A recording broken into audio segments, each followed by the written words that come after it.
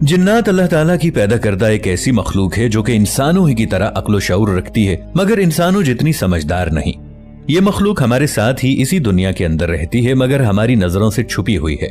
लफ्ज जिन का मतलब ही है छुपी हुई मखलूक। इब्लीस शैतान भी एक जिन है जो अपने जिन्नात चेलों के साथ हर वक्त इंसानियत को गुमराह करने के लिए मसरूफ रहता है।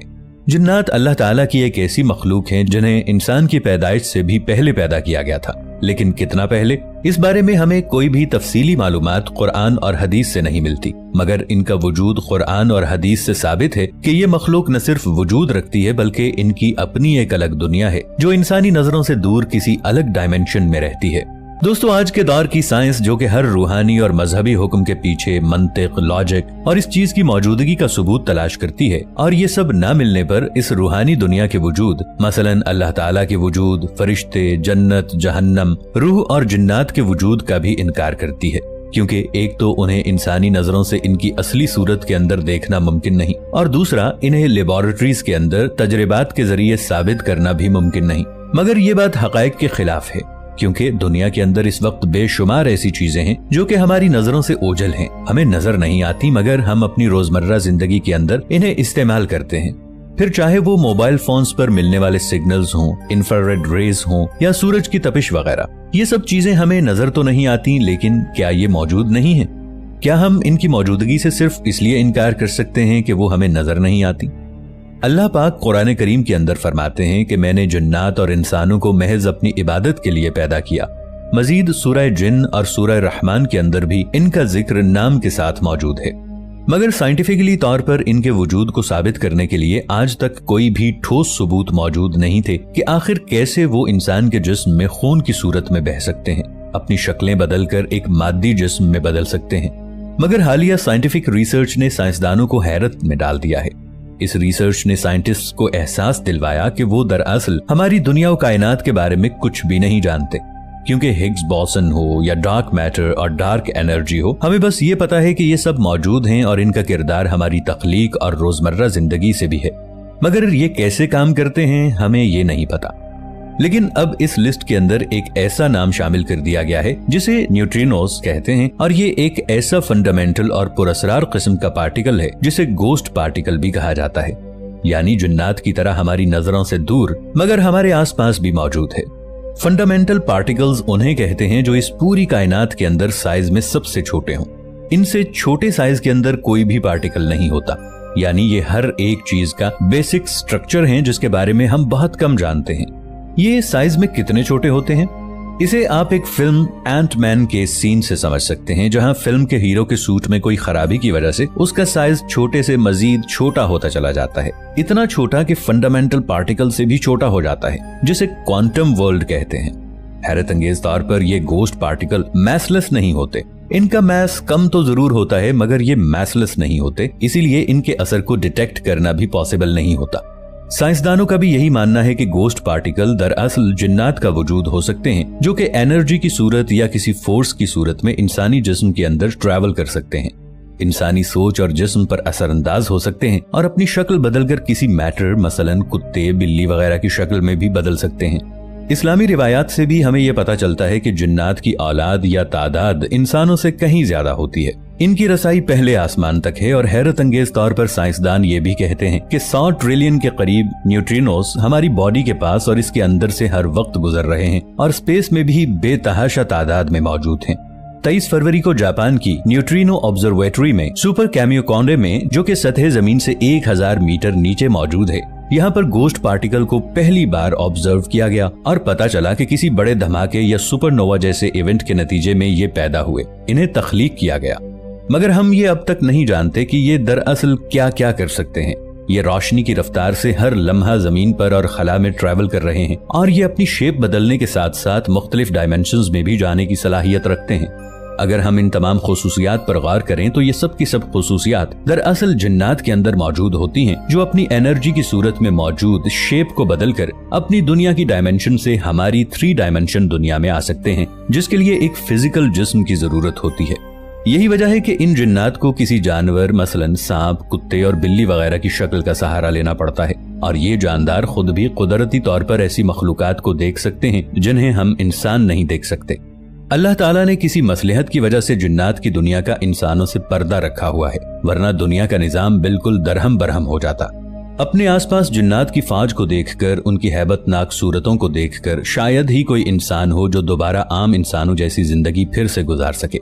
लेकिन ये भी सच है कि इंसान का फरिश्तों की तरह जिन्नात से वासिता और ताल्लुक इसकी पैदाइश से लेकर मौत तक रहता है।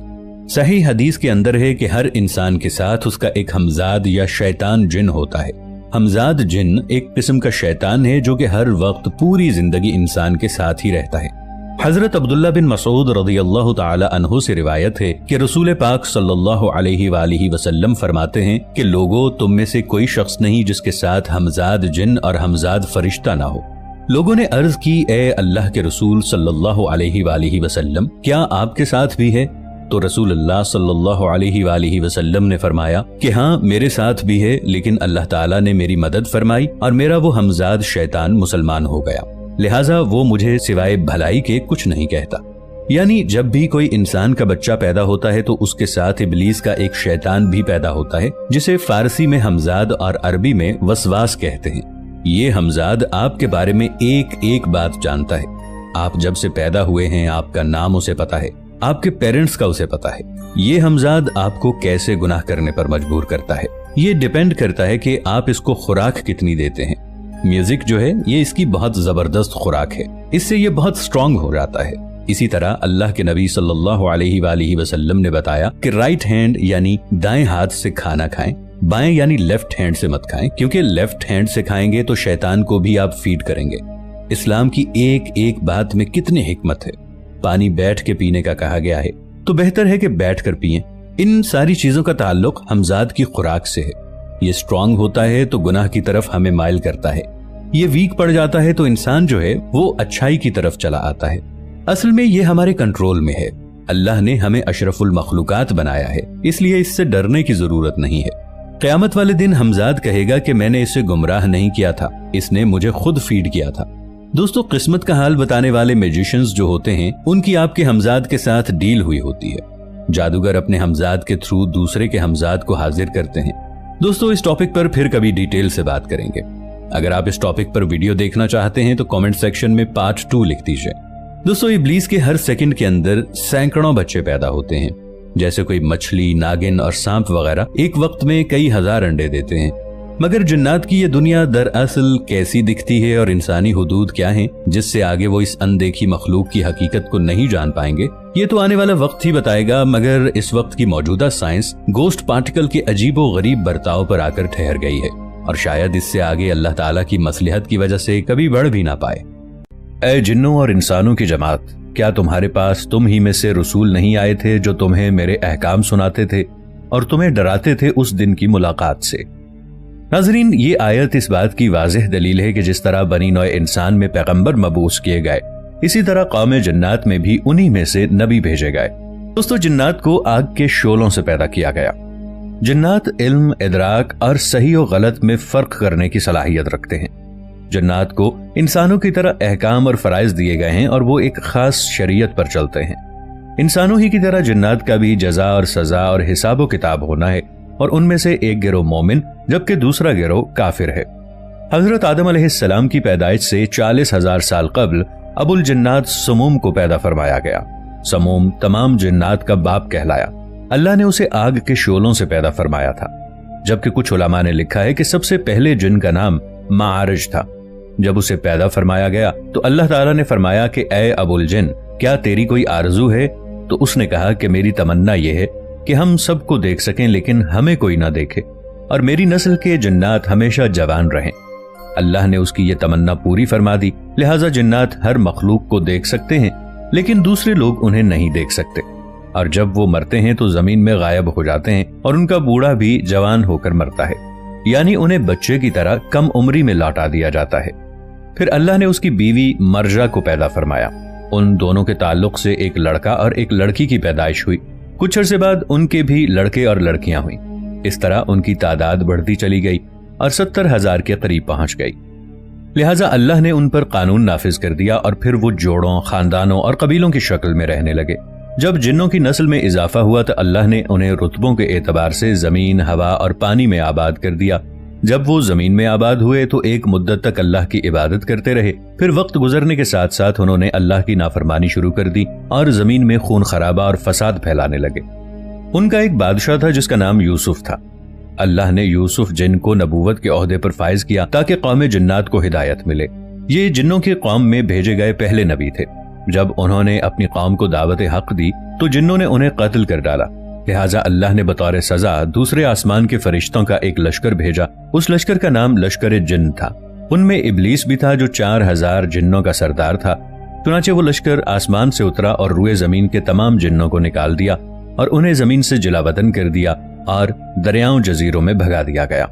जबकि कुछ मुफस्सिरीन यूसुफ जिन को नबी नहीं मानते बल्कि सिर्फ बादशाह करार देते हैं।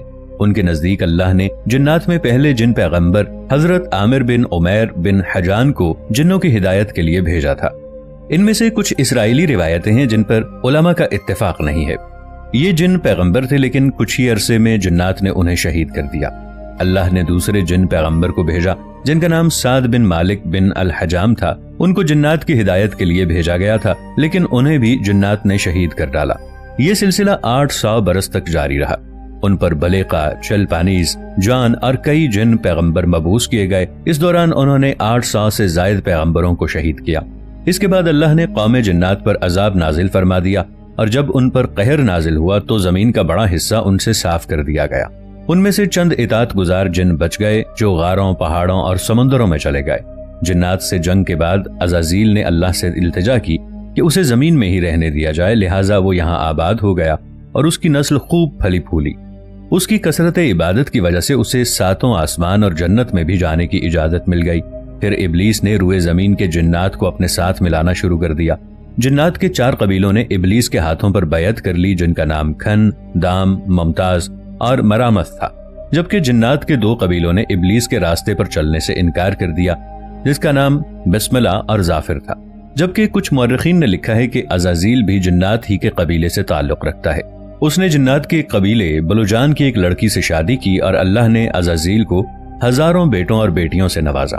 जब सारे सरकश जिन्नात खत्म कर दिए गए तो वो वक्त हजरत आदम अलैहिस्सलाम की पैदाइश का वक्त था। फिर अल्लाह ने फरमाया, मैं जमीन में अपना नायब बनाने वाला हूँ जो इंसान होगा। हजरत आदम अलैहिस्सलाम के इस दुनिया में तशरीफ लाने के बाद जिन्नात में कोई नबी नहीं भेजे गए। उस जमाने में जिन्नात को उन पैगंबरों की पैरवी का हुक्म था जो इंसानों के दरमियान मबऊस होते थे। लेकिन जिन्नात की शरंगेजी और फसाद बढ़ते चले गए, यहाँ तक कि अल्लाह के पैगंबर हजरत सुलेमान अलैहिस्सलाम ने उन पर काबू पाया और उन्हें दोबारा उन वीरान पहाड़ों में जाने का हुक्म दिया। दोस्तों, जब अल्लाह के नबी दाऊद अलैहिस्सलाम के वारिस सुलेमान अलैहिस्सलाम नबी हुए तो अल्लाह के दरबार में दुआ मांगने लगे कि ए अल्लाह, मुझे वो मर्तबा अता फरमा जो मुझसे पहले न किसी को मिला हो और न ही मेरे बाद किसी को मिले। वो दौर एक अजीब दौर था। लोग जिन्नात और काले जादू पर ज्यादा यकीन रखते थे। अल्लाह ने अपने नबी सुलेमान अलैहिस्सलाम के लिए चरिंद, परिंद, हवा, जिन्नात को मातहत कर दिया। तो बस अल्लाह के नबी सुलेमान अलैहिस्सलाम जहां भी कुफ्र और नफरत और इंसानों पर जुल्म देखते तो आके अपने मौजज़ात दिखाते और यूं इंसान आपको अल्लाह का नबी समझकर सही रास्ते पर आ जाते। और अगर कोई जिन किसी इंसान के गिरोह पर हमला करता था, उसे नुकसान पहुंचाता, तो आप उस जिन को जंजीरों में जकड़ देते और आपका तख्त फजा अपने कंधों पे उठाए लिए फिरती। आप आसमानों में परवाज किया करते। एक दिन आप वैसे ही आसमान में परवाज कर रहे थे। इतने में एक जिन आके आपसे कहने लगा कि ए अल्लाह के नबी, जमीन पर बाबिल के पास जिन्नात का एक गिरोह इंसानों पर जुल्म करता है और वहां के जिन इंसानों में हुलूल करते हैं और फिर इंसानों को तकलीफ देके ये मनवाते हैं कि उनके पास गैब का इल्म है और यूं इंसान भी सिराते मुस्तकीम से हट रहे हैं। जैसे ही अल्लाह के नबी सुलेमान अलैहिस्सलाम ने इस बात को सुना तो अपने आप तख्त को बाबिल की तरफ मोड़ते हैं और उस गिरोह के पास आकर कहते हैं कि ए तकब्बुर में रहने वालों, अल्लाह से डरो। वो जिन्नात का गिरोह हजरत सुलेमान अलैहिस्सलाम की ताकत से नावाकिफ था। उनमें से एक जिन लियाब कहने लगा, हम किसी से नहीं डरते और हम अपनी मर्जी चलाते हैं। और उसके कबाइल के कुछ जिन हजरत सुलेमान अलैहिस्सलाम के तख्त के चारों तरफ से आ जाते हैं और कहते हैं कि अगर आप वाकई सच्चे हैं तो हमें कैद करके दिखा दीजिए। बस अल्लाह के नबी सुलेमान अलैहिस्सलाम जैसे ही अपना असा मुबारक उन जिन्नात की तरफ करते हैं तो हवा और मिट्टी का एक अजीब तूफान उठता है और जमीन को चीर के लाहा निकलता है और जंजीरों में तब्दील हो जाता है। वो जंजीरें हर उस जिन की गर्दन पर आ पड़ती हैं और वो तमाम के तमाम जिन जमी बोस हो जाते हैं। اور اللہ کے نبی سلیمان علیہ السلام کے قدموں میں گر کے کہتے ہیں کہ آپ کون ہیں؟ آپ نے فرمایا کہ میں اللہ کا نبی داؤد کا بیٹا سلیمان ہوں اور اللہ نے مجھے اس زمین پہ امن اور سلامتی کے لیے منتخب کیا ہے۔ اے گروہ جن خبردار ہو جاؤ، اس زمین پر فساد نہ پھیلاؤ ورنہ اللہ کا عذاب تم کو فنا کر دے گا۔ یوں وہ سارا گروہ حضرت سلیمان علیہ السلام کی نبوت اور اللہ کی وحدانیت کو تسلیم کرتا ہے اور پھر سب کے سب امن، محبت اور سکون کے ساتھ زندگی بسر کرتے ہیں اور وعدہ کرتے ہیں کہ کبھی بھی کسی بھی انسان کو تکلیف نہیں پہنچائیں گے۔ دوستو، ہماری اس دنیا میں انسانوں کے علاوہ ایک اور مخلوق بھی آباد ہے۔ وہ مخلوق کافی طاقتور ہے۔ دوستو، یہ مخلوق جنات ہیں۔ جنات عقل و شعور کے معاملے میں انسانوں سے کمتر ہیں، لیکن ان کو کچھ ایسی خوبیاں اللہ کی طرف سے عطا کی گئی ہیں جو انہیں انسانوں سے ممتاز بناتی ہیں۔ یعنی ان کا مادی وجود کا نہ ہونا، طاقتور ہونا، طویل عمری اور ہوا میں اڑ سکنا، ٹائم ٹریول کے ذریعے انسان کے ماضی کا سراغ لگا لینا۔ انسانوں کی طرح اس مخلوق کی بھی فیملی ہوتی ہے، یہ کھاتی پیتی بھی ہے، لیکن اس کی خوراک انسانوں سے مختلف ہوتی ہے اور اللہ کے وعدے کل نفس ذائقۃ الموت کے مطابق ان کو موت بھی آتی ہے، جیسا کہ اللہ تعالیٰ نے قرآن کریم میں واضح طور پر ارشاد فرمایا ہے۔ اب سوال یہ پیدا ہوتا ہے کہ جنات کو موت کیسے آتی ہے؟ کیا ان کی روح بھی انسانوں کی طرح قبض کی جاتی ہے؟ ناظرین، اگر جنات کی پیدائش کی بات کی جائے تو قرآن پاک میں واضح طور پر یہ بیان کیا گیا ہے کہ جن و انس کو اللہ تعالیٰ نے اپنی عبادت کے لیے پیدا کیا ہے۔ انسانوں کی طرح ان کو بھی خواہش نفس اور بندگی کا اختیار دے کر اس دنیا میں امتحان کے لیے بھیجا گیا ہے، اور یہ مخلوق دنیا میں موجود اشرف المخلوقات کے ساتھ ہی الگ سے رہتی ہے۔ قرآن پاک میں ایک پوری سورت جن کے نام سے موجود ہے۔ ایک مرتبہ سفر کے دوران آپ صلی اللہ علیہ وآلہ وسلم قرآن پاک کی سورہ کی تلاوت فرما رہے تھے۔ تلاوت سن کر جنات کا پورا گروہ آپ صلی اللہ علیہ وآلہ وسلم پر ایمان لے آیا اور کہنے لگا، ہم اللہ تعالیٰ کے ساتھ کسی کو شریک نہیں ٹھہرائیں گے۔ اس سے پتہ چلتا ہے کہ جنات کی قوم میں مسلمان جن بھی ہوتے ہیں، کافر اور شیاطین جن بھی ہوتے ہیں۔ جنات کی موت کے حوالے سے علماء کرام کے دو نظریات ہیں۔ حضرت حسن بصری کا یہ کہنا ہے کہ جنات کو موت نہیں آتی، ان کو بھی اسی طرح مہلت دی گئی ہے جس طرح ابلیس کو مہلت دی گئی تھی۔ ابلیس کا تعلق بھی جنات سے ہے اور اس کے چیلے قیامت تک انسانوں کو گمراہ کرتے رہیں گے، لہٰذا ان کو موت نہیں ہے۔ لیکن یہ سب ماننے کے پیچھے حضرت حسن بصری رحمت اللہ علیہ کے پاس کوئی دلیل نہیں ہے، جبکہ قرآن پاک میں اللہ تعالیٰ نے بار بار جنات کی موت کا ذکر کیا ہے اور کئی احادیث سے بھی اس بات کا ثبوت ملتا ہے کہ ان کی عمریں انسانوں کے مقابلے میں کافی طویل ہوتی ہیں، لیکن یہ وقت کے ساتھ ساتھ بوڑھے بھی ہوتے ہیں اور ان کو موت بھی آتی ہے۔ لیکن ان کی موت انسانوں کی طرح نہیں ہوتی، کیونکہ انسان خاکی ہے اور یہ مٹی سے اپنا وجود رکھتا ہے، جبکہ جن آگ سے پیدا کی گئی ایک ناری مخلوق ہے جس کا کوئی وجود نہیں ہوتا۔ لیکن جنات اور انسانوں میں جو چیز مشترک ہے وہ روح ہے۔ حضرت عبداللہ بن عباس رضی اللہ عنہ سے جب یہ پوچھا گیا کہ کیا جنات کو موت آتی ہے تو انہوں نے فرمایا، جی ہاں بالکل ان کو موت آتی ہے، سوائے ابلیس کے، کیونکہ اس کو اللہ تعالیٰ نے قیامت تک کی مہلت دے رکھی ہے۔ جب ابلیس بوڑھا ہوتا ہے تو اللہ پاک اپنے حکم سے اس کو پھر جوان کر دیتے ہیں۔ ابلیس ہمیشہ 30 سال کی عمر کا ہی رہتا ہے اور بڑھاپے کے بعد ہمیشہ جوانی کی طرف لوٹ آتا ہے، جبکہ باقی جنات کی اپنی عمر پوری کرنے کے بعد یا کسی حادثے کا شکار ہو کر موت ہو جاتی ہے۔ جہاں تک جنات کی روح قبض کرنے کا سوال ہے تو حضرت عبداللہ بن عباس رضی اللہ تعالی عنہ سے روایت ہے کہ 4 قسم کے فرشتے ہیں جو روح قبض کرتے ہیں، یا 4 قسم کے فرشتوں کو یہ ذمہ داری دی گئی ہے کہ وہ اللہ تعالیٰ کی پیدا کردہ مخلوقات کی روح قبض کریں۔ پہلے فرشتے حضرت اسرائیل علیہ السلام، جن کو اللہ تعالیٰ نے یہ ذمہ داری دی ہے کہ وہ صرف انسانوں اور فرشتوں کی روح قبض کریں۔ دوسرا فرشتہ جو کہ حضرت اسرائیل علیہ السلام کے ماتحت ہوتا ہے، اس کی ذمہ داری یہ ہوتی ہے کہ وہ جنات کی روح قبض کرتا ہے۔ تیسرے فرشتے کی یہ ذمہ داری ہے کہ وہ پانی میں رہنے والی مخلوقات، زمین پر موجود جانوروں اور کیڑے مکوڑوں کی روح قبض کرتے ہیں۔ یہ فرشتے بھی حضرت اسرائیل علیہ السلام کے ماتحت ہیں۔ چوتھے فرشتے کو اللہ تعالیٰ کی طرف سے یہ حکم ہے کہ وہ درختوں اور پودوں کی جان قبض کرے، یہ بھی حضرت اسرائیل علیہ السلام کے ماتحت ہیں۔ قرآن پاک کی یہ سورہ واضح طور پر جنات کی موت کا ثبوت دیتی ہے۔ اے گروہ جنات، وہ انسان بھی ایسا گمان کرنے لگے تھے جیسا گمان تم نے کیا کہ اللہ تعالیٰ مرنے کے بعد کسی کو نہیں اٹھائے گا۔ دوستو، جنات اور انسان دونوں کے اندر روحیں پائی جاتی ہیں۔ فرق اتنا ہے کہ ہماری روح جو ایک مادی جسم کے اندر موجود ہے، موت کے وقت جسم کو چھوڑ کر عالم برزخ میں چلی جاتی ہے، جبکہ جنات کی روح کسی کرنٹ یا انرجی کی صورت میں موجود رہتی ہے۔ ایسی انرجی جو کائنات میں چاہے جتنا عرصہ مرضی رہے تباہ نہیں ہوتی اور نہ ہی مٹ سکتی ہے۔ یہ انرجی انسانوں کے اندر بھی نیگیٹو اور پازیٹو دونوں طرح سے موجود ہوتی ہے۔ اگر مسلسل گناہ کرنے کی وجہ سے انسان کی نیگیٹو انرجی بڑھ جائے تو جنات انسان کے جسم میں داخل ہو کر اس کے جسم پر اختیار حاصل کرنے کی کوشش کرتے ہیں۔ اگر وہ جسم پازیٹو انرجی سے بھرا ہوا ہو اور ساتھ ساتھ پاک اور صاف بھی ہو تو اپنے جسم اور اس پازیٹو انرجی کو استعمال کر کے نیگیٹو انرجی کو ختم کر کے شیطانی قوتوں کو شکست دے سکتا ہے۔ ہمارے نبی کریم صلی اللہ علیہ وآلہ وسلم نے فرمایا کہ جنات انسانوں کے جسم میں خون کی طرح دوڑتے ہیں، اسے گناہ کی طرف مائل کرتے ہیں کہ اس کا جسم نیگیٹو انرجی سے بھر جائے، لیکن جب وہ انسان اللہ پاک کی حمد و ثنا کرتا ہے، اللہ ہی سے مدد مانگتا ہے، تو اس انسان کے اندر سے نیگیٹو انرجی ختم ہو کر اس کا دل نور سے بھر دیا جاتا ہے۔ اس طرح انسان کے اندر سے شیطانی طاقتیں مسخ ہو جاتی ہیں۔ جنات کی موت کے اور بھی بہت سے طریقے ہیں۔ ایک موت جو کئی 100 سال جینے کے بعد طبعی موت مرتے ہیں۔ اس کے علاوہ اگر کوئی جن شکل بدل کر جانوروں کے روپ میں انسان کے سامنے آ جائے اور وہ انسان اگر اس جانور کو مثلا کتا یا بلی ان کو مار دے تو وہ جن مر جائے گا۔ ایک روایت سے ہمیں پتہ چلتا ہے کہ حضرت محمد بن نعمان انصاری اپنی قیامگاہ میں آرام فرما رہے تھے کہ اچانک ان کے سامنے ایک خوفناک قسم کا اژدہا ظاہر ہوا۔ اس کو دیکھ کر وہ خوفزدہ ہو گئے اور اس کو مار ڈالا۔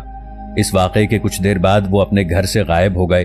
دراصل ان کو جنات اٹھا کر لے گئے تھے اور انہوں نے وہاں جا کر انہیں اپنے قاضی کے آگے پیش کیا اور بتایا کہ انہوں نے ایک جن کو قتل کر دیا ہے اور مقتولین نے ان پر قتل کا دعویٰ کیا۔ تو محمد بن نعمان انصاری نے کہا کہ میں نے کسی کو قتل نہیں کیا۔ قاضی نے سوال کیا کہ مقتول کس شکل میں تھا، تو بتایا گیا کہ وہ اژدہے کی شکل میں تھا۔ یہ سن کر قاضی اپنے پہلو میں بیٹھے ہوئے شخص کی طرف متوجہ ہوا تو اس نے بتایا کہ میں نے رسول پاک صلی اللہ علیہ وآلہ وسلم کو فرماتے ہوئے سنا کہ جو تمہارے سامنے شکل بدل کر لائے اسے قتل کر ڈالو۔ اس طرح جن نے محمد نعمان بن انصاری کو رہا کر دیا اور وہ اپنے گھر آ گئے۔ اسی طرح ایک اور صحابی کے بارے میں روایت ہے کہ ان کے گھر بار بار اژدہا آتا تھا تو انہوں نے اس اژدہے کو مار دیا اور آپ صلی اللہ علیہ وآلہ وسلم کی خدمت میں پیش ہوئے۔ جب یہ واقعہ بیان کیا تو آپ صلی اللہ علیہ وآلہ وسلم نے اس بات کی تصدیق کی کہ وہ ایک جن تھا۔ آپ صلی اللہ علیہ وآلہ وسلم نے فرمایا، جب تمہارے سامنے کوئی سانپ آئے تو 3 بار اذان دو یا 3 دفعہ اسے وارننگ دو کہ وہ سامنے سے ہٹ جائے۔ اگر وہ وہاں سے چلا جائے تو وہ ایک جن ہوگا۔ جنوں کو انسان کی پیدائش سے قبل پیدا کیا گیا تھا۔ اس مخلوق کے وجود کے تمام اکابرین قائل ہیں۔ شیخ تقی الدین ابن تیمیہ رحمۃ اللہ علیہ فرماتے ہیں کہ اکابرین امت میں سے کسی نے بھی جنات کے وجود سے انکار نہیں کیا۔ اکثر کفار بھی ان کے وجود کے قائل ہیں۔ جن کے معنی چھپے ہوئے، پوشیدہ، دیو یا بھوت کے ہیں۔ اسلامی عقائد میں جن کا وجود متفقہ طور پر تسلیم کیا گیا ہے۔ قرآن کی اصطلاح میں جن ایک غیر مرئی مخلوق ہے۔ اس مخلوق کا ذکر قرآن حکیم میں 8 سورتوں کی 12 اور سورہ جن کی 15 آیات میں موجود ہے۔ بعض محققین اور تاریخ دان یہ لکھتے ہیں کہ جنات کو آدم علیہ السلام کی تخلیق سے بھی 2000 سال قبل تخلیق کیا گیا تھا۔ قرآن حکیم میں اس کا ذکر اس طرح آیا ہے۔ ترجمہ: اور ہم نے انسان کو کھڑکتے ہوئے گارے سے پیدا کیا ہے اور جنوں کو اس سے بھی پہلے بے دھوئیں کی آگ سے پیدا کیا۔ ایک اور جگہ ارشاد مبارکہ ہے۔ ترجمہ: اس نے انسان کو بجنے والی مٹی سے پیدا کیا اور جنات کو آگ کے شعلے سے پیدا کیا۔ سلسال خشک مٹی کو کہا جاتا ہے۔ اس کے علاوہ مٹی جو آگ میں پکی ہوئی ہو اسے ٹھیکری کہا جاتا ہے۔ مارج سے مراد سب سے پہلا جن ہے جسے ابو الجن کہا جا سکتا ہے، جیسے حضرت آدم علیہ السلام کو ابو البشر کہا جاتا ہے۔ لغت میں مارج آگ سے بلند ہونے والے شعلے کو کہا جاتا ہے۔ سید ابو الاعلیٰ مودودی لکھتے ہیں کہ نار سے مراد ایک خاص نوعیت کی آگ ہے، نہ کہ وہ آگ جو لکڑیاں یا کوئلہ جلانے سے پیدا ہوتی ہے، اور مارج کے معنی خالص شعلے کے ہیں جس میں دھواں نہ ہو۔ جس طرح پہلا انسان مٹی سے بنایا گیا، پھر تخلیق کے مختلف مدارج سے گزرتے ہوئے اس کے جسد خاکی نے گوشت پوست کے زندہ بشر کی شکل اختیار کی اور آگے اس کی نسل نطفے سے چلی، اس طرح پہلا جن خالص آگ کے شعلے سے پیدا کیا گیا اور بعد میں اس کی ذریت سے جنوں کی نسل پیدا ہوئی۔ ان کا وجود بھی اصلاً ایک آتشی وجود ہی ہے، لیکن جس طرح ہم محض ایک تودہ خاک نہیں ہیں، اسی طرح وہ بھی محض شعلہ آتشی نہیں ہے۔ ایک روایت میں آیا ہے کہ جنوں کو جمعرات کو تخلیق کیا گیا تھا۔ اہل عرب دور جاہلیت میں بڑے توہم پرست ہوا کرتے تھے۔ 360 بتوں کی تو وہ پوجا اور پرستش کرتے ہی تھے، اور اس میں شدت کا یہ عالم تھا کہ ہر خاندان اور قبیلے کا ایک الگ بت ہوا کرتا تھا۔ کوئی ایک قبیلہ دوسرے کے بت کی پوجا نہیں کرتا تھا۔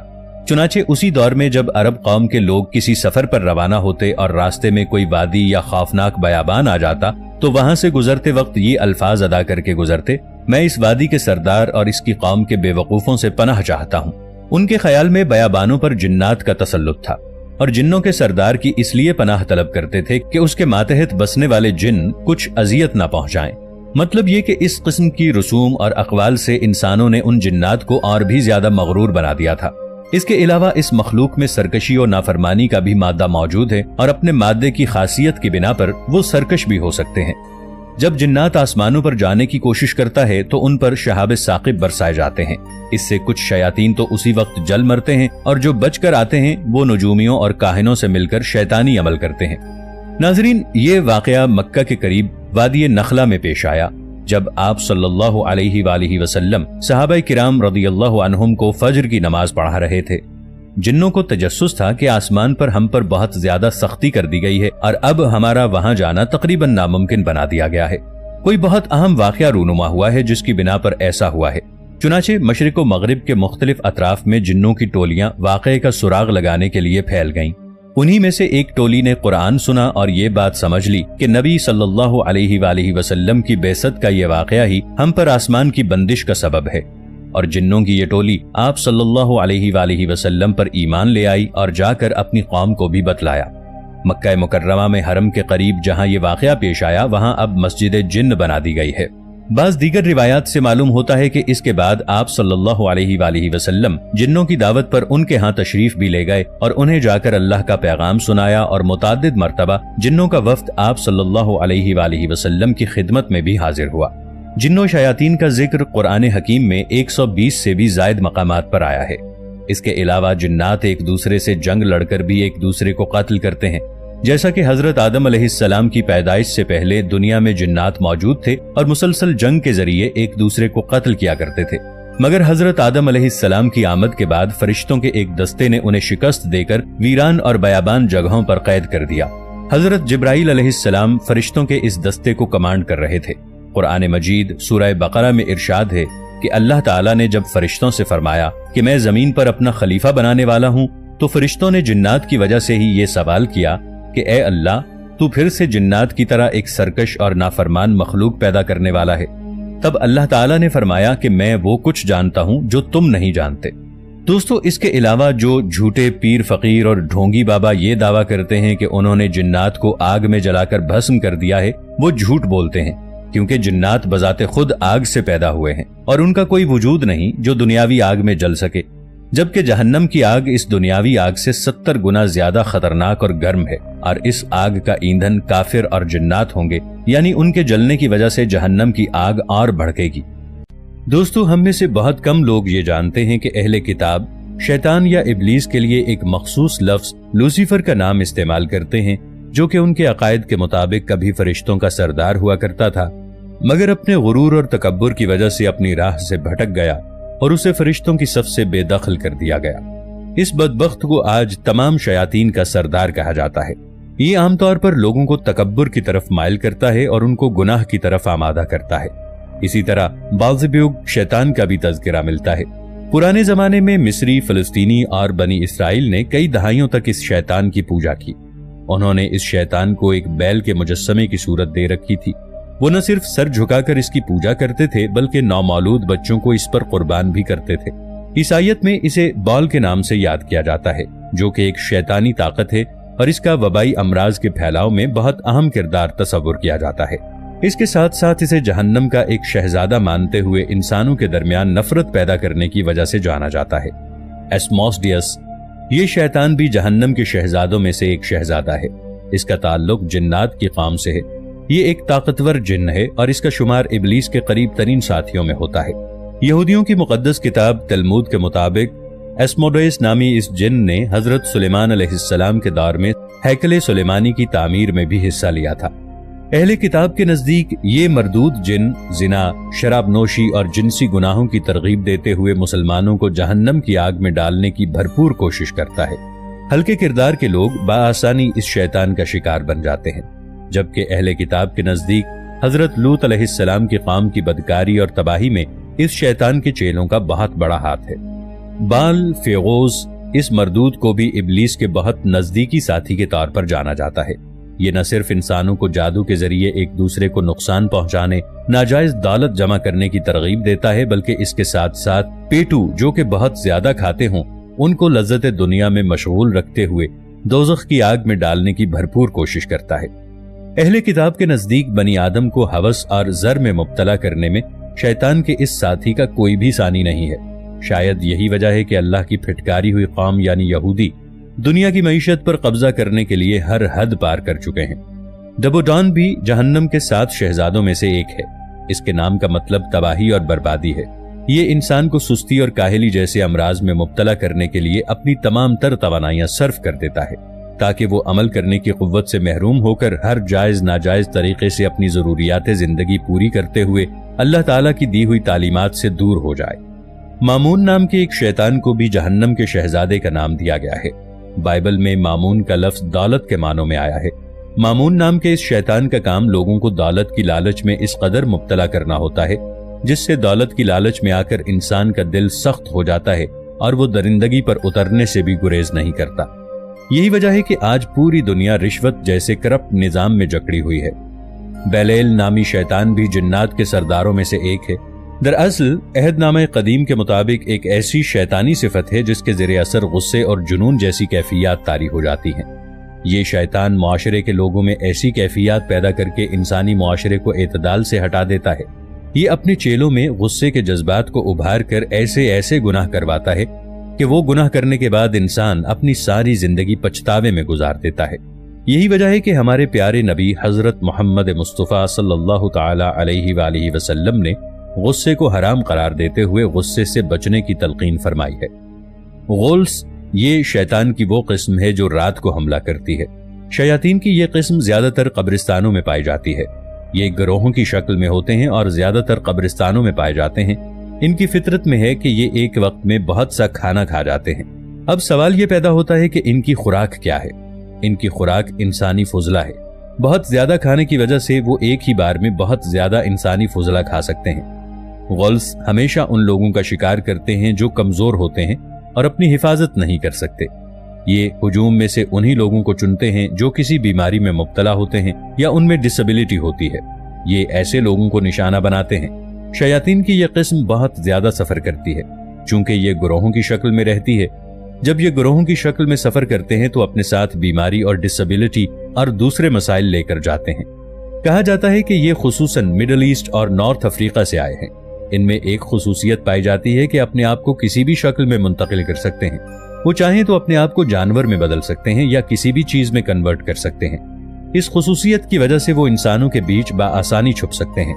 गुल्स ज्यादातर एक खूबसूरत लड़की में कन्वर्ट होना पसंद करते हैं और इसी बिना पर वो इंसानों को आसानी से अट्रैक्ट कर लेते हैं और फिर उन्हें अपना निशाना बना लेते हैं।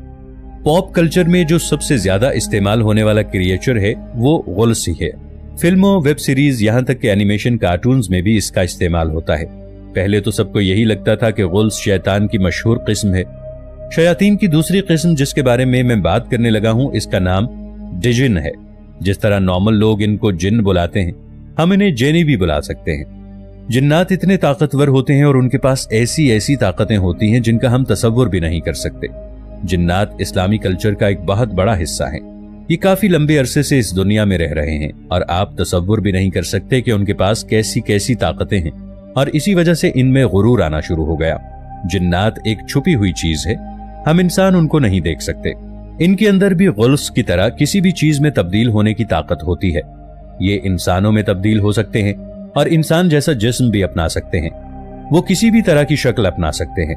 जिन्नात की आगे बहुत सी अक़साम हैं। इनमें से एक इफरीत है। इस जिन को आग से पैदा किया गया और दूसरे जिन का नाम मारत है। इसके पास भी बहुत बड़ी बड़ी ताकतें हैं। ऐसा जिन जो ख्वाहिशात को पूरा करता है वो यही जिन है।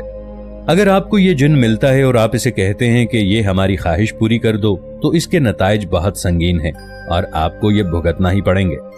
कारण ये एक ऐसा जिन है जो इंसानों से बहुत ज्यादा अटैच है और कहा जाता है कि हर इंसान के साथ कोई ना कोई ऐसा जिन जरूर अटैच होता है।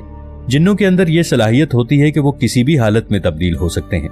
वो बहुत ही बड़े और पावरफुल क्रिएचर भी बन सकते हैं या वो बहुत ही छोटे और पावरलेस क्रिएचर बन सकते हैं। इस हद तक छोटे भी हो सकते हैं कि आपकी उंगली के नाखून में समा जाएं। और इन्हीं जिन्नात की वजह से हमारी सोचें मनफी रवैया इख्तियार करती हैं। ये जिन बाज़ औक़ात इंसानों को गलत फैसले करवाने पर मजबूर करता है। इन्हीं जिन्नात की वजह से हम अक्सर गलत फैसले कर जाते हैं। अगर आपके साथ कोई ऐसा जिन्न है जो आपको तंग करता है तो वो आपकी दिमागी हालत को इस कदर अबतर कर देगा कि आप दिमागी मर्ज का शिकार हो जाएंगे। अगर वो आपको और ज्यादा बर्बाद करना चाहता है तो वो आपको जिस्मानी तौर पर अजियत पहुंचाएगा, क्योंकि अल्लाह के हुक्म से ये बहुत ज्यादा ताकतवर होते हैं। अगर आप स्लीप पैरालिसिस का शिकार हैं तो इसकी वजह भी ये जिन्नात ही हैं। दोस्तों, आपने अलादीन वाली फिल्म तो देखी ही होगी। इसके अंदर भी एक जिन्न दिखाया गया है जो कि बहुत अच्छा जिन्न है, जो कि आपकी सारी ख्वाहिशात को पूरा करता है, मगर उमूमन ऐसे जिन्न नहीं होते। फैमिलियार ये शयातीन की सबसे कमजोर किस्म है। ये कमजोर तो हैं मगर हमेशा हर एक के साथ मौजूद रहते हैं। हो सकता है इस वक्त आपके साथ भी मौजूद हों। ऐसे जिन्नात के पास बहुत ज्यादा ताकत नहीं होती, इसलिए ये काला जादू करने वाले जादूगरों और जादूगरनियों की मदद करते हैं। दूसरे शयातीन की तरह ये इंसानों या जानवरों में किसी भी फॉर्म में तब्दील हो सकते हैं। ऐसा कहा जाता है कि हम इंसान इस किस्म के जिन्नात से बहुत ज्यादा ताकतवर हैं। सकौबस का काम एक खूबसूरत तरीन औरत की शक्ल इख्तियार करना होता है। ये एक बहुत ही खूबसूरत और पुरकशिश लड़की की शक्ल इख्तियार कर लेता है और जिस लड़के को अपना निशाना बनाना चाहता है ये इसके ख्वाबों में आना शुरू कर देता है। आपके ख्वाब में आने के बाद ख्वाब में ही वो आपके साथ जिस्मानी ताल्लुक बनाने की कोशिश करेगा। अब बहुत से लड़के सोच रहे होंगे कि इसमें मुश्किल ही क्या है। अगर एक लड़की हमारे ख्वाब में आ रही है और हमारे साथ जिस्मानी ताल्लुक कायम करना चाहती है, मगर यहाँ पे लड़के गलती कर देते हैं। जैसे जैसे लड़के का दिमाग प्लेयर की तरफ जाना शुरू करता है वैसे ही ये शैतान इंसान की रूह को फीड करने लग जाता है। तो जैसे जैसे विक्टिम प्लेयर की तरफ मसरूफ होता है तब तक ये शैतान रूह पर फीड करता रहता है। सकबस का मतलब होता है एक ऐसी चुड़ैल जो मर्दों के साथ ख्वाब में जिनसी एहतलात कायम करती है। दूसरे अल्फाज में इसका मतलब बेड पे साथ सोना है। और जैसे ही शैतान को लगता है कि इसका काम हो चुका है, ये विक्टिम को छोड़ देता है। बाज़ औक़ात विक्टिम ज़हनी तौर पर इस कदर बीमार और खौफज़दा हो जाता है और कुछ विक्टिम्स जिस्मानी तौर पर भी इसका शिकार हो जाते हैं। बाज़ औक़ात विक्टिम की हालत इस कदर खराब हो जाती है कि वो अपनी हकीकी स्टेज पर वापस नहीं आ पाता। ये शैतान की वो किस्म है जो आपके ख्वाब में आती है, लेकिन आपको लगता है कि इससे आपको कोई खास नुकसान नहीं होगा, मगर ये आहिस्ता आहिस्ता आपको खराब कर देती है, तबाह कर देती है। आपको पता भी नहीं चलता। हो सकता है ये आपको मुकम्मल तौर पर तबाह भी कर दे। तो अगर आपके ख्वाब में कोई ऐसी लड़की आती है तो उसके साथ ऐसी वैसी कुछ हरकतें कर रहे हैं तो ध्यान रखना, हो सकता है वो स्कैबस ही हो। एबेजो एक फीमेल शैतान है। ये औरतों के मिसकैरेज की जिम्मेदार होती है। एबेजो फीमेल शैतान की ऐसी किस्म है जो कभी मां नहीं बन सकती और ये हामिला औरत से बेहद हसद महसूस करती है। इसलिए इसकी पूरी कोशिश होती है कि कोई औरत हामिला ना हो। इसलिए इसका काम हामिला औरतों के इर्द गिर्द मंडलाना होता है और मौका मिलते ही इसको टारगेट करना यानी उसका मिसकैरेज करना होता है, यहाँ तक कि उसके बच्चे भी उसकी जद में आ सकते हैं। अगर कोई हामिला औरत बहुत ज्यादा पॉजेसिव होगी तो कहा जाता है कि इसके साथ अबैजू ही होगी। सुनने में आता है कि एक हामिला औरत बहुत जल्द शैतान का टारगेट बन जाती है। नाजरीन, इसमें कोई शक नहीं कि शैतान और इसके गिरोह अज़ल से हजरत आदम अलैहिस्सलाम की औलाद के खुले दुश्मनों में से हैं। अगर हमें इनसे बचना है तो हमें चाहिए कि अल्लाह और उसके रसूल हजरत मोहम्मद मुस्तफ़ा सल्लल्लाहु ताला अलैहि वसल्लम की तालीमात पर अमल करें। दोस्तों, आपने ये तो सुना होगा बनी नौ आदम की तख्लीक से पहले इस दुनिया में जिन्नात मौजूद थे। अल्लाह ताला ने हजरत आदम अलैहिस्सलाम से पहले जिन्नात को तख्लीक किया था। लेकिन क्या आप जानते हैं कि जिन्नात से पहले इस दुनिया में कौन सी मखलूक थी और जिन्नात की आमद पर जिन्नात ने इस मखलूक का खातिमा किस तरह से किया? दोस्तों, आज की इस वीडियो में हम आपको इस बारे में मुकम्मल तफसीली मालूमात फराहम करेंगे। हम आपको कुछ और भी ऐसी मखलूकात के बारे में बताएंगे जो हजरत आदम अलैहिस्सलाम और जिन्नात की आमद से पहले इस जमीन पर बसती रही हैं। इस वीडियो में हम आपको ये मालूमात भी फराहम करेंगे कि इस दुनिया की इब्तिदा कैसे हुई और इतनी सारी मखलूकात को अल्लाह ताला ने किस मकसद के लिए पैदा किया। नमाज में 2 सजदे क्यों किए जाते हैं? इन सजदों के पीछे क्या हिकमत छुपी है? दोस्तों, अल्लाह ताला की तख्लीक करदा कायनात इस कदर पुरअसरार है, इसमें इतने राज छुपे हैं कि इसमें लाखों और करोड़ों की तादाद में अल्लाह ताला के करिश्मात मौजूद हैं। इंसानी अक्ल इन करिश्मात का इहाता नहीं कर सकती। जिन्नात और इंसानों को पैदा करने से पहले अल्लाह ताला ने इस जमीन पर और भी बहुत सी मखलूकात को पैदा किया था। ये हैरत अंगेज बनावट और बड़े बड़े अजसाम वाली मखलूकात थी। अपनी शक्ल सूरत के लिहाज से ये इस कदर खौफनाक थी कि कोई आम इंसान इनको देख नहीं सकता था।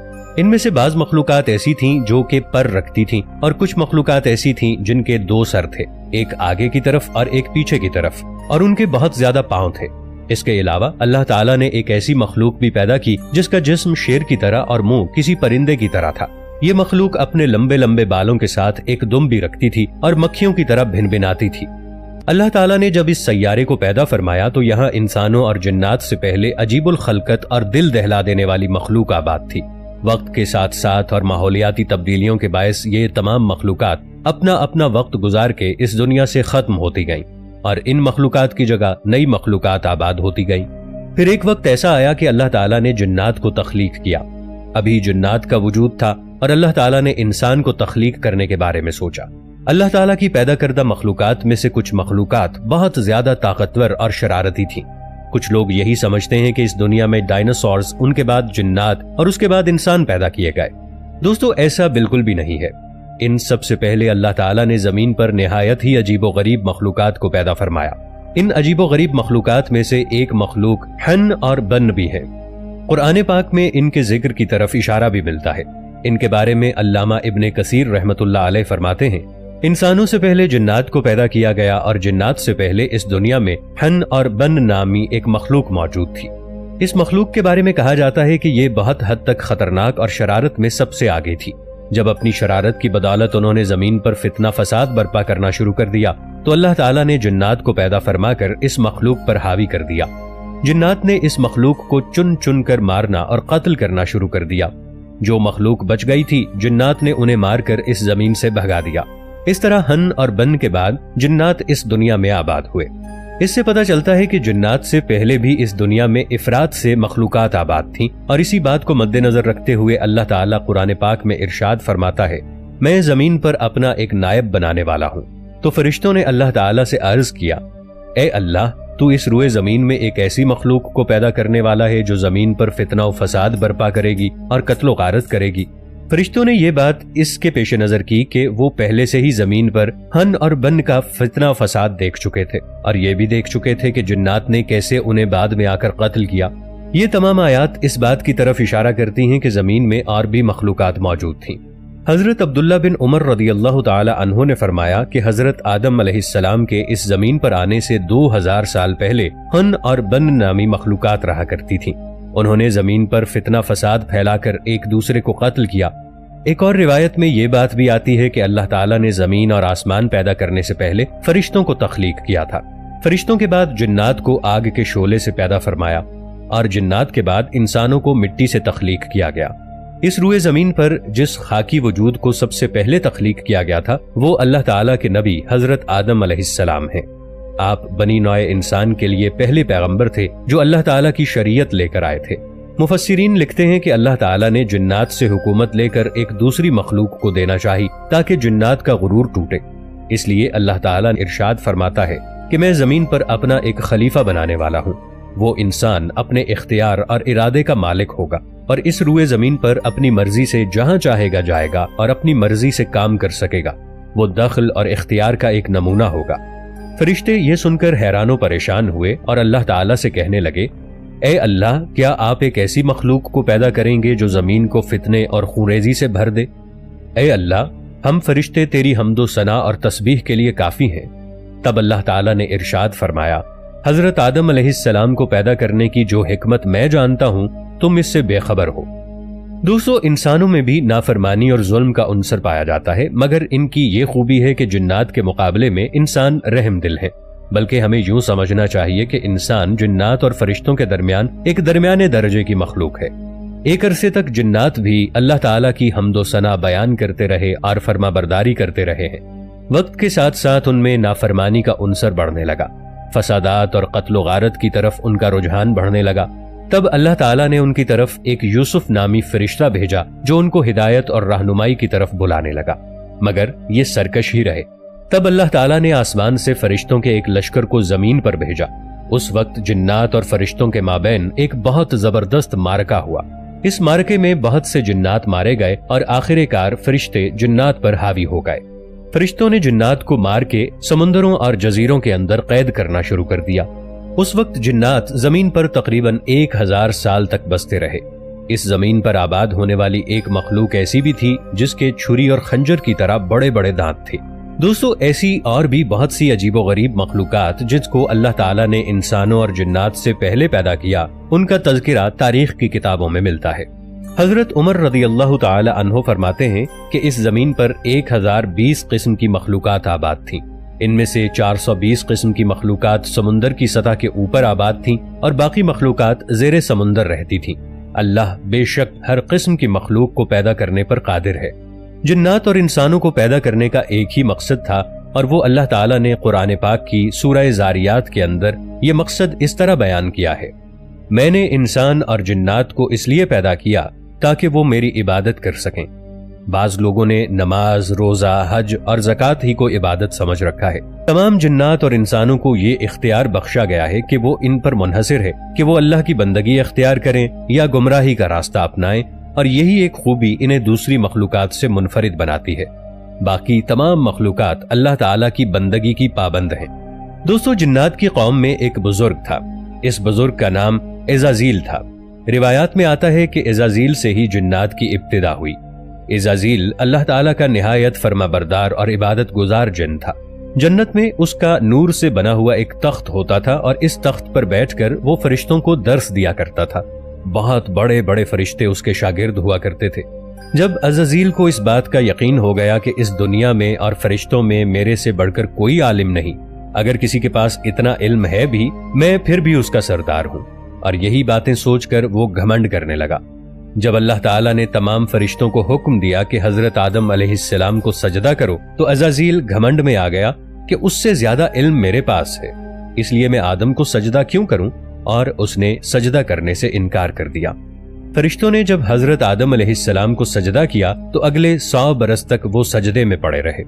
فرشتوں نے جب سجدے سے سر اٹھایا تو انہوں نے دیکھا کہ عزازیل حضرت آدم علیہ السلام سے منہ موڑے غرور میں ایک طرف کھڑا ہے۔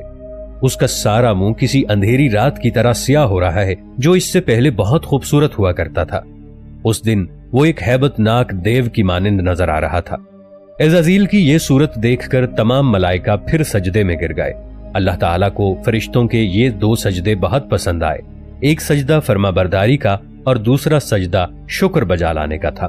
اسی لیے اللہ تعالیٰ نے اپنے بندوں کے لیے نماز میں 2 سجدے رکھے۔ ابلیس نے اللہ تعالیٰ سے قیامت تک کے لیے مہلت مانگی اور 2 مطالبے کیے۔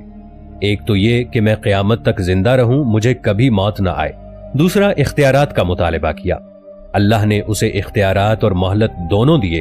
پھر ابلیس نے اللہ تعالیٰ سے یہ وعدہ کیا کہ اے اللہ، تو نے مجھے آدم کے لیے رسوا کیا، میں بھی تا قیامت آدم اور اس کی اولاد کو رسوا کرتا رہوں گا، ان کو ہر طرح سے گمراہ کر کے تیرا ناشکرا کروں گا، مگر مؤمنین میرے کسی داؤ میں نہیں آئیں گے۔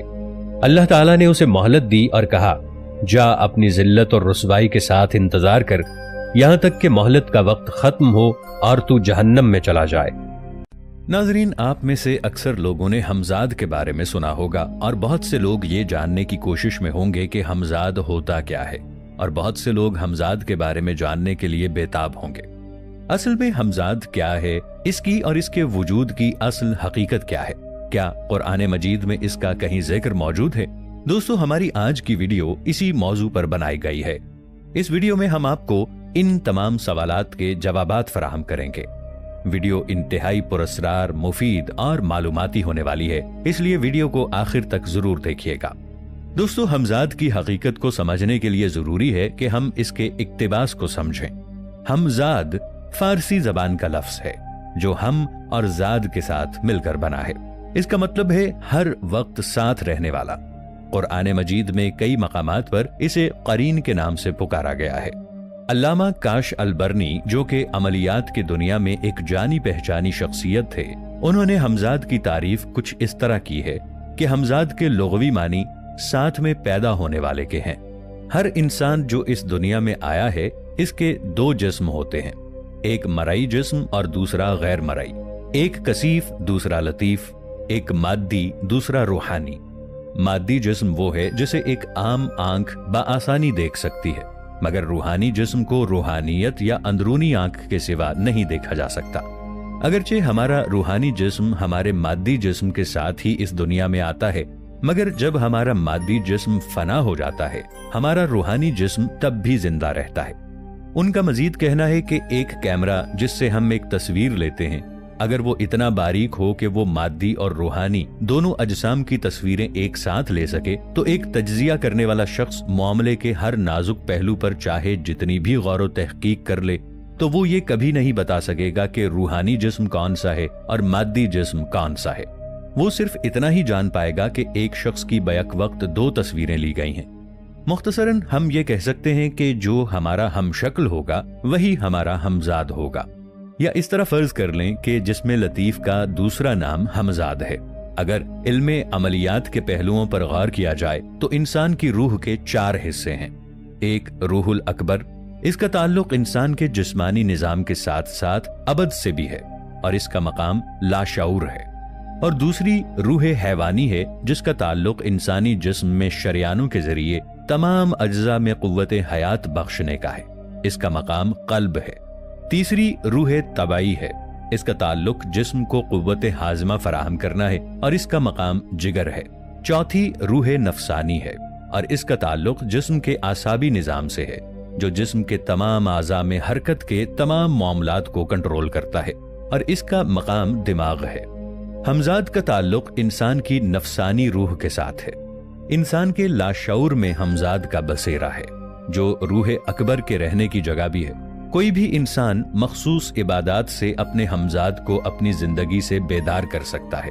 अमलियात का इल्म रखने वालों का कहना है कि सख्त तरीन रियाजत और मेहनत से इंसान अपने अंदर इतनी कुव्वत पैदा कर सकता है कि माद्दा हयात अपने खजाने से निकलकर दिमाग की जानिब रवां दवां हो जाए, और जिस दिन इंसान के माद्दा हयात को दिमाग तक जाने का रास्ता मिल जाता है और उसी दिन वो हमजाद को बेदार कर लेता है, इसके बाद अगला मरहला शुरू हो जाता है। इस मरहले में इंसान अपनी बसरी कुव्वत से अपने हमजाद को अपने दिमाग से बाहर निकालता है। फिर बार बार तसव्वुर करने से रोशनी के खाली गोले में इतनी ज्यादा ताकत पैदा कर लेता है कि इसे अपने इर्द गिर्द हमजाद महसूस होना शुरू हो जाता है। फिर जब इंसान खुद में यकसुई पैदा करने में कामयाब हो जाता है, तब उसे हमजाद नजर आना शुरू हो जाता है। फिर आखिरी मरहला हमजाद पर फतह पाना है। मखसूस अमलियात के जरिए हमजाद आमिल से बात करने पर मजबूर हो जाता है और इसके अहकामात पर अमल करने के ताबे हो जाता है। दोस्तों, ये इल्मे अमलियात के तसव्वुर की रूह के अवामिल हैं। अगर इस्लामी और दीनी नुक्ता नजर से देखा जाए तो मुस्लिम शरीफ की एक हदीस है जिसमें है कि हर इंसान के लिए एक हमजाद जिन और एक हमजाद फरिश्ता मुकर्रर किया गया है। पैदाइश से मौत तक ये साए की तरह इंसान के साथ रहते हैं। हुजूर नबी करीम सल्लल्लाहु अलैहि वसल्लम का फरमान है कि हर इंसान की पैदाइश के वक्त उसके साथ एक फरिश्ता और एक इंसान भी मौजूद होता है। नेक फरिश्ता उसको खैर की बात बताता है, जबकि इफरीत उसको शर फैलाने का मशवरा देता है। इमाम अहमद रिदा खान बरेलवी फतावा रिदविया जिल्द 21 सफ़ा नंबर 216 से 217 पर फरमाते हैं, हमजाद दरअसल शैतान की ही एक किस्म है, एक ऐसा शैतान जो हर वक्त आदमी के साथ ही रहता है। असल में वो एक मलून मखलूक है, सिवाय उसके जो आप नबी करीम सल्लल्लाहु अलैहि वसल्लम की बारगाह रिसालत में हाजिर था। वो नबी करीम सल्लल्लाहु तआला अलैहि वसल्लम की सोहबत इख्तियार करके मुसलमान हो गया। सहीह मुस्लिम हदीस नंबर 2814 सफ़हा नंबर 1514 में हजरत अब्दुल्ला इब्न मसूद रज़ियल्लाहु ताला अन्हो से मरवी है कि जनाबे नबी करीम सल्लल्लाहु अलैहि वसल्लम ने फरमाया, लोगों, तुम में से ऐसा कोई नहीं जिसके साथ कोई हमजाद जिन या हमजाद फरिश्ता ना हो। तब लोगों ने हजरत मोहम्मद सल्लल्लाहु अलैहि वसल्लम से अर्ज किया कि क्या अल्लाह ताला के रसूल सल्लल्लाहु अलैहि वसल्लम आपके साथ भी कोई हमजाद है? तो आप सल्लल्लाहु अलैहि वसल्लम ने फरमाया, जी हाँ, मेरे साथ भी है, मगर अल्लाह ताला ने मेरी मदद फरमाई और वो मुसलमान हो गया, इसलिए वो हमजाद सिवाय भलाई के मुझे और कुछ नहीं कहता। हजरत वहब बिन मुनब्बा रदियल्लाहु अन्हु फरमाते हैं कि हर इंसान के साथ शैतान होता है जो उसके साथ मुकर्रर है। काफिर का शैतान काफिर के साथ उसके खाने से खाना खाता है और पानी से पानी पीता है, यहाँ तक कि उसके साथ उसके बिस्तर पर सोता भी है। मगर मोमिन का शैतान मोमिन से छुपा रहता है और उसके रोब और दबदबे में रहता है। इमाम जाफर सादिक अलैहिस्सलाम से पूछा गया, कभी कभार हम बगैर किसी दलील के कभी खुश और कभी गमगीन होते हैं। तो इमाम जाफर अलैहिस्सलाम ने फरमाया कि कोई भी शख्स ऐसा नहीं मगर ये कि उसके साथ एक फरिश्ता और एक शैतान मौजूद होता है। बगैर किसी वजह के खुशहाल होने का मतलब यह है कि वो नेक फरिश्ता उसके नजदीक है, और बेवजह गमगीन होने का मतलब यह है कि वो शैतान उसके नजदीक है। और हमजाद हमेशा और हर वक्त इंसान के साथ है। इंसान दिन में जो याद करता है और कहता है, हमजाद भी वही काम करता है। अगर इंसान सारी उम्र जाहिल रहे तो हमजाद भी जाहिल ही रहेगा, क्योंकि हमजाद खुद से कोई चीज याद करने या कुछ भी कहने की सलाहियत नहीं रखता। यहाँ तक कि कोई और हमजाद उसके मुकाबले में आए तो उस वक्त ये हमजाद उसी इंसान के जरिए से कुछ सीखने की कोशिश करता है। और ये वही मकाम होता है कि जब बाज लोग हमजाद और जिन्नात को तस्खीर कर लेते हैं और उनको अपना ताबे करके गुमशुदा उमूर तक रसाई हासिल करते हैं। हजरत अब्दुल्ला इब्ने अब्बास रज़ियल्लाहु ताला अन्हो ने हमजाद के बारे में एक हकीकत बयान की है। किताब बहारुल अनवार जिल्द 58 अनवार नौमानिया और फतुहात मक्किया अज मुहय्यिद्दीन इब्ने अरबी में हजरत अब्दुल्ला इब्ने अब्बास रज़ियल्लाहु ताला अन्हो से रिवायत है कि ये खाना काबा 14 इबादत खानों में से एक है, और 7 जमीनों में से हर एक जमीन में हमारी तरह की मखलूकात मौजूद हैं। हत्ता कि मैं इब्ने अब्बास रज़ियल्लाहु ताला अन्हो यहाँ हूँ, इसी तरह किसी और सैयारे में एक इब्ने अब्बास और मौजूद होगा। इसी तरह अल्लाह ताला ने कुरान पाक में सूरत तलाक की आयत नंबर 12 में इरशाद फरमाया, जिसका मफहूम कुछ यूं है कि वही अल्लाह है जिसने 7 आसमान बनाए और जमीनें भी, इतना ही हुक्म उनके दरमियान उतरता है ताकि तुम जान लो कि अल्लाह हर चीज पर कादिर है। बेशक अल्लाह का इल्म हर चीज को घेरे हुए है।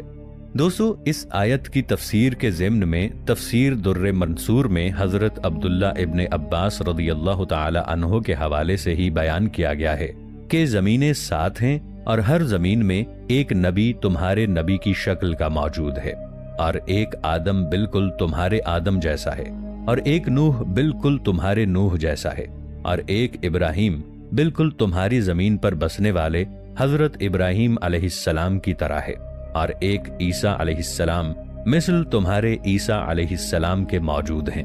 मौलाना मुश्ताक हुसैन ने अपनी किताब मुफक्किर इस्लाम के साइंसी नजरियात में हजरत अब्दुल्ला इब्ने अब्बास रज़ियल्लाहु ताला अन्हो से ये रिवायत नकल की है, जिसमें हजरत अब्दुल्ला इब्ने अब्बास रज़ियल्लाहु ताला अन्हो ने इस सूरत हाल को और नुमायां किया है।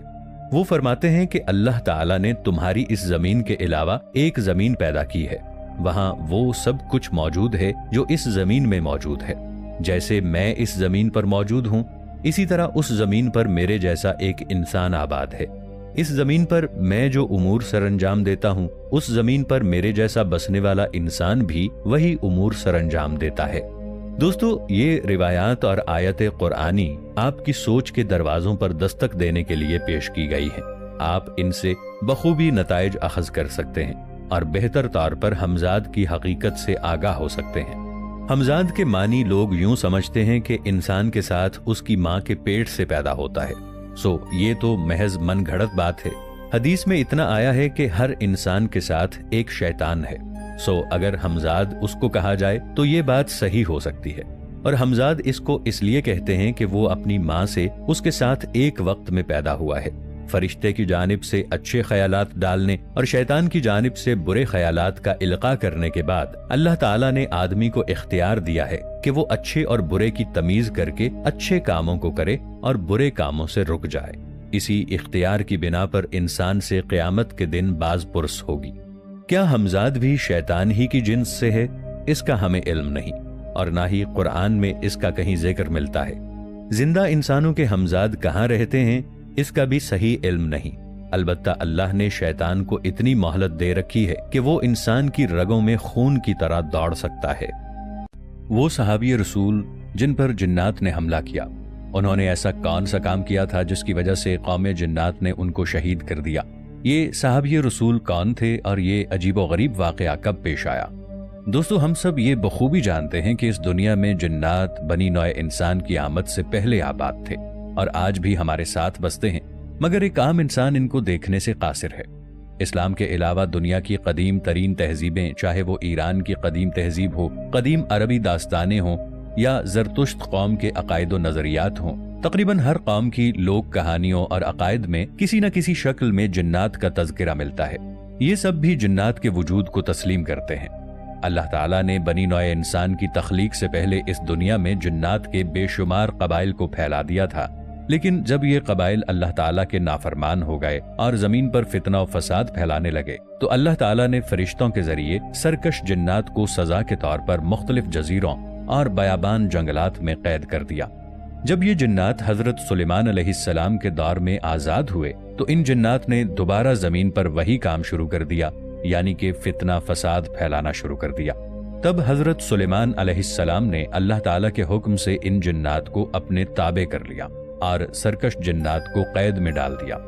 جب ہمارے پیارے نبی آقائے دو جہاں حضرت محمد مصطفیٰ صلی اللہ علیہ وآلہ وسلم نے اعلان نبوت کے بعد دین کی تبلیغ کا کام شروع کیا تو بہت سے جنات جاق در جاق دائرہ اسلام میں داخل ہو کر ہم مسلمانوں کی طرح امت محمدیہ میں شامل ہوئے۔ مخلوق جنات ایک حقیقت ہیں اور وہ بھی نبی کریم صلی اللہ علیہ وآلہ وسلم پر ایمان رکھتے ہیں۔ قرآن و احادیث میں ان جنات کا ذکر بھی موجود ہے جنہوں نے بعثت رسول صلی اللہ علیہ وآلہ وسلم کے وقت اللہ کے نبی صلی اللہ علیہ وآلہ وسلم سے قرآن سنا اور آپ صلی اللہ علیہ وآلہ وسلم کے نبی ہونے کا اقرار کیا تھا۔ اس واقعے کا سورہ جن اور سورہ احقاف میں ذکر موجود ہے۔ جب سے رسول اللہ صلی اللہ علیہ وآلہ وسلم مبعوث ہوئے تھے، جنات بھی پریشان نظر آتے تھے۔ رسول کریم صلی اللہ علیہ وآلہ وسلم کے مبعوث ہوتے ہی جنات اور آسمان کے درمیان رکاوٹ پیدا ہو گئی اور ان پر شدت سے چنگاریاں برسنے لگیں۔ ایک دن جنات اوپر سے واپس آنے کے بعد کہنے لگے، یہ کیا ہو گیا ہے کہ ہمارے اور آسمان کی خبروں کے درمیان رکاوٹ پیدا ہو گئی ہے اور اب ہم پر شدت سے چنگاریاں برسائی جاتی ہیں۔ ان میں سے ایک جن نے کہا، ہمارے اور آسمانی خبروں کے درمیان جو رکاوٹ ہو گئی ہے، یوں لگتا ہے ضرور کوئی نئی بات ہوئی ہے، اور انہوں نے زمین کے مشارق و مغارب کا چکر لگایا۔ ان سب کو اس بات کی کھوج لگی ہوئی تھی کہ آخر وہ کون سی چیز ہے جو ان کے اور آسمانی خبروں کے درمیان حائل ہو گئی ہے۔ بالآخر جنات کی وہ جماعت جو سرزمین تہامہ کی طرف روانہ ہوئی تھی، رسول اللہ صلی اللہ علیہ وآلہ وسلم کے قریب پہنچ گئی۔ آپ صلی اللہ علیہ وآلہ وسلم اس وقت مقام نخلہ میں تھے۔ صبح کے وقت یہ جماعت وہاں پہنچی۔ اس وقت رسول اللہ صلی اللہ علیہ وآلہ وسلم اپنے اصحاب سمیت نماز پڑھ رہے تھے۔ جب آپ صلی اللہ علیہ وآلہ وسلم کی قرات کی آواز ان کے کان میں آئی تو انہوں نے قرآن مجید کو بڑے غور سے سنا، پھر کہنے لگے، یہ تو وہی چیز ہے جو ہمارے اور آسمانی خبروں کے درمیان حائل ہو گئی ہے۔ یہاں سے واپس وہ اپنی قوم کے پاس آئے اور کہا، اے ہماری قوم، ہم نے قرآن سنا، وہ بڑا عجیب ہے، وہ ہدایت کا راستہ بتاتا ہے، ہم تو اس پر ایمان لے آئے اور اب ہم کسی کو اپنے رب کے ساتھ شریک نہ کریں گے۔ اللہ تعالیٰ نے اس واقعے کی اطلاع اپنے رسول صلی اللہ علیہ وآلہ وسلم کو دی۔ فرمایا، اے میرے رسول صلی اللہ علیہ وآلہ وسلم، آپ کہہ دیجئے کہ میرے پاس وحی آئی ہے کہ جنوں کی ایک جماعت نے قرآن سنا اور پھر کہا، ہم نے ایک عجیب قرآن سنا ہے جو ہدایت کا راستہ بتاتا ہے، ہم اس پر ایمان لائے اور اب ہم اللہ کے ساتھ کسی کو شریک نہیں کریں گے۔ جنات ایک مرتبہ قرآن مجید سن کر چلے گئے، دوسری مرتبہ آئے۔ رسول اللہ صلی اللہ علیہ وآلہ وسلم کو جنات کی آمد کی خبر مل گئی۔ اتنے میں جنات کی طرف سے ایک بلانے والا بھی آ گیا۔ رات کا وقت تھا، آپ صلی اللہ علیہ وآلہ وسلم اس کے ساتھ تشریف لے گئے۔ صحابہ رضی اللہ عنہم کو خبر نہ ہوئی، وہ بہت پریشان ہوئے کہ آپ صلی اللہ علیہ وآلہ وسلم کہاں چلے گئے۔ رات بھر تلاش کرتے رہے۔ صبح کے وقت آپ صلی اللہ علیہ وآلہ وسلم غار حرا سے آتے ہوئے دکھائی دیے۔ آپ صلی اللہ علیہ وآلہ وسلم نے فرمایا، میں جنات کے پاس گیا تھا، انہیں قرآن سنایا۔ صحابہ رضی اللہ عنہ نے اس بارے میں نبی کریم صلی اللہ علیہ وآلہ وسلم سے دریافت فرمایا کہ وہ کہاں رہتے ہیں۔ پھر آپ صلی اللہ علیہ وآلہ وسلم صحابہ کرام رضی اللہ عنہم کو بھی وہاں لے گئے، مگر سرکش جنات نے آپ صلی اللہ علیہ وآلہ وسلم کی دعوت سے انکار کیا۔ یہ سرکش اور شریر جنات انبیاء علیہم کے زمانے میں بھی موجود تھے اور آپ صلی اللہ علیہ وآلہ وسلم کے پردہ فرما جانے کے بعد بھی اس دنیا میں فساد کرتے ہیں۔ جنات انسانوں کو فائدہ بھی پہنچایا کرتے ہیں، مگر اکثر فائدے سے زیادہ یہ انسانوں کا نقصان کرتے ہیں، اس لیے بہت سی احادیث میں جنات کے ساتھ دوستی سے منع کیا گیا ہے۔ اسی طرح حضرت محمد مصطفیٰ صلی اللہ علیہ وآلہ وسلم اور انبیاء کرام کے دور میں جنات کے انسانوں پر اثر انداز ہونے کے واقعات بھی ملتے ہیں۔ قدیم عربی افسانوں میں بھی جنات کی شرارتوں اور مظالم کے حوالے سے بے شمار قصے اور کہانیاں ملتی ہیں۔ ان کہانیوں میں اکثر کسی ویران صحرا میں یکا یک کوئی دیو ہیکل جن نمودار ہوتا ہے اور کسی بے گناہ آدمی کا قتل کر دیتا ہے۔ عربوں میں اس طرح کی کہانیاں اسلام سے قبل اور اسلام کے بعد بھی کافی مشہور تھیں۔ احادیث اور صحابہ کرام رضی اللہ عنہم کے واقعات میں بھی اس طرح کے واقعات کا تذکرہ ملتا ہے۔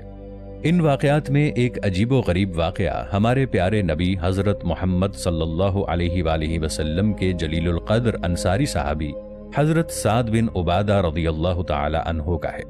حضرت سعد رضی اللہ عنہ کا تعلق قبیلہ بنو خزرج سے تھا۔ زمانہ جاہلیت میں حضرت سعد رضی اللہ عنہ اور ان کے آباء و اجداد سرداری کے لیے بے حد مشہور تھے اور مدینہ کے شرفاء میں آپ کا نام تھا۔ آپ نہایت سخی انسان تھے۔ حضرت محمد صلی اللہ علیہ وآلہ وسلم کی ہجرت کے بعد جب آپ نے اسلام قبول کیا تو آپ کے گھر سے اصحاب صفہ کے 80 افراد کے لیے روزانہ کھانا جاتا تھا۔ ہمارے پیارے نبی حضرت محمد صلی اللہ علیہ وآلہ وسلم کے یہ جانثار انصاری صحابی، ان کی موت نہایت عجیب و غریب اور پراسرار طریقے سے ہوئی تھی۔ کہا جاتا ہے کہ آپ رضی اللہ عنہ کو جنات نے شہید کیا تھا۔ روایات سے پتہ چلتا ہے کہ حضرت سعد بن عبادہ رضی اللہ تعالی عنہ 15 ہجری کے سال ملک شام کے علاقے حوران کے راستے سفر کر رہے تھے۔ سفر کے دوران حضرت سعد رضی اللہ عنہ کا گزر ایک بیابان صحرا سے ہوا جہاں پہ جنات کا بسیرا تھا۔ واضح رہے کہ قدیم زمانے سے ہی عرب کے صحراؤں میں جنات اپنے بڑے بڑے قبائل کے ساتھ آباد تھے۔ اس بنجر صحرا میں آپ کو حاجت کی ضرورت پیش آئی، چنانچہ آپ نے اپنی سواری کو وہاں پر ایک جگہ روک کر ایک کوڑے کی جگہ پر حاجت کرنے لگے۔ بدقسمتی سے اس جگہ پر ایک سوراخ تھا جہاں پر جنات کا ٹھکانہ تھا۔ جب آپ رضی اللہ تعالی عنہ فارغ ہوئے اور اپنے ساتھیوں کے پاس پہنچے تو کہنے لگے، مجھے پشت میں درد محسوس ہو رہا ہے۔ اچانک ہی درد شدت اختیار کر گیا اور آپ درد سے بےتاب ہونے لگے اور تکلیف کی تاب نہ لاتے ہوئے لمحوں میں ہی اللہ کو پیارے ہو گئے۔ انا للہ و انا الیہ راجعون۔ آپ رضی اللہ عنہ کے ساتھی یہ دیکھ کر حیران و پریشان ہو گئے کہ جس سوراخ میں آپ نے پیشاب کیا تھا وہاں سے ایک بلند اور نہایت ہی خوفناک آواز آئی کہ ہم نے بنو خزرج کے سردار سعد رضی اللہ عنہ کو قتل کر دیا ہے۔ ہم نے ان کے دل میں 2 تیر چلائے ہیں جو ٹھیک ان کے دل پر جا کر لگے ہیں۔ یہ آوازیں ان جنات کی تھیں۔ وہاں پر موجود لوگ خوف اور دہشت سے کانپ اٹھے اور حضرت سعد رضی اللہ تعالی عنہ کے جسد مبارک کو لے کر وہاں سے روانہ ہو گئے۔ امام ابن تیمیہ رحمت اللہ علیہ فرماتے ہیں کہ انسان پر جنات کے گرفت کرنے اور نقصان پہنچانے کے واضح ثبوت اور روایات موجود ہیں۔ جیسے ایک انسان دوسرے انسان کے عشق و محبت میں گرفتار ہو جاتا ہے، بالکل اسی طرح بعض اوقات کوئی جن انسان پر عاشق ہو کر اس پر اپنا تصرف کر لیتا ہے۔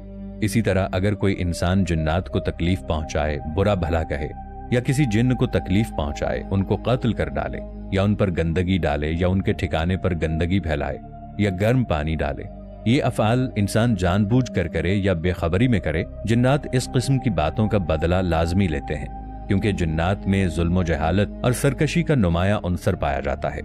اسی لیے وہ کسی انسان کے چھوٹے سے ظلم کا بدلہ بھی اسے قتل کر کے لیتے ہیں۔ احادیث مبارکہ سے بھی یہ معلوم ہوتا ہے کہ شیاطین جنات نے حضرت محمد صلی اللہ علیہ وآلہ وسلم پر بھی حملہ کیا تھا۔ چنانچہ حضرت ابو ہریرہ رضی اللہ عنہ بیان کرتے ہیں کہ حضرت محمد صلی اللہ علیہ وآلہ وسلم نے ارشاد فرمایا کہ شیطان میری نماز خراب کرنے کی نیت سے میرے پاس آیا اور مجھ پر حملہ کر دیا، مگر اللہ نے مجھے اس پر غلبہ عطا کیا۔ میں نے اسے گردن سے دبوچ کر پکڑ لیا اور اس کا گلا گھونٹ دیا، یہاں تک کہ اس کی زبان کی ٹھنڈک میں نے اپنے ہاتھوں پر محسوس کی، اور میں نے یہ ارادہ کیا کہ اسے مسجد کے کسی ستون کے ساتھ باندھ دوں تاکہ تم سب اس کو دیکھ سکو۔ پھر مجھے اپنے بھائی حضرت سلیمان علیہ السلام کی دعا یاد آ گئی اور میں نے اسے چھوڑ دیا۔ اللہ تعالیٰ نے انسانوں کو جنات اور شیاطین کے شر سے بچنے کے لیے بہت سے طریقے بتائے ہیں۔ اس میں اللہ تعالیٰ کا کلام قرآن پاک اور حضرت محمد صلی اللہ علیہ وآلہ وسلم کے ذریعے بتائی گئی مسنون دعائیں اور اذکار شامل ہیں، جس میں سورۃ المؤمنون کی آیت 97 اور 98 بھی شامل ہے۔ بسم اللہ الرحمن الرحیم۔ رب اعوذ بک من ہمزات الشیطان واعوذ بک رب ان یحضرون۔ اے میرے پروردگار، میں شیطانوں کی چھیڑخانی سے تیری پناہ چاہتا ہوں اور اس سے پناہ چاہتا ہوں کہ وہ میرے پاس آئیں۔